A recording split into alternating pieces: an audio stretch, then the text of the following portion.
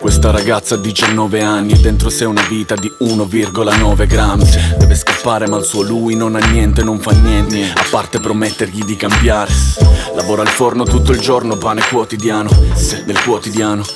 Figure note nel rione dopo la retata della scorsa notte. Le madri urlano, piangono e perdono le forze. E non è facile rinunciare alla giovinezza. Lei con gli occhi pieni di sogni aspetta la provvidenza. L'esistenza si fa dura, ne testa la consistenza. Lo dovrà dire ai suoi e fingere la partenza.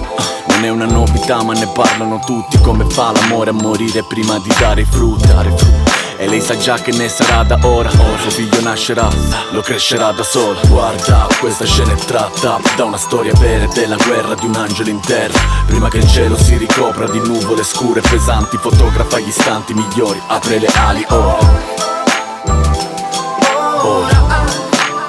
Apre le ali ora. Ora. Apre le ali e vola. Questa ragazza ha 23 anni, piena di perché, se in fretta si diventa grandi. Credeva lui fosse l'uomo della sua vita, ora sembra finita e tutto sembra in salita. Ha visto tanto, troppe cose per la sua giovane età. Lei ha un cuore forte ed un'estrema sensibilità e una vita di spostamenti rincorrendo la felicità. Combatte per i suoi obiettivi come una guerriera, romantica e seria, che ha appena scoperto di avere dentro di sé una vita. Nel mezzo della salita agita le braccia sperando che Dio la veda. Cosa c'è di peggio che stare lontani in questi casi?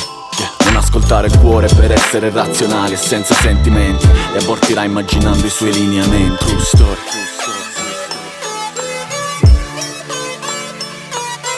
Guarda, questa scena è tratta da una storia vera, della guerra di un angelo in terra. Prima che il cielo si ricopra di nuvole scure e pesanti, fotografa gli istanti migliori. Apre le ali ora. Ora. Apre le ali ora. Ora. Apre le ali e vola.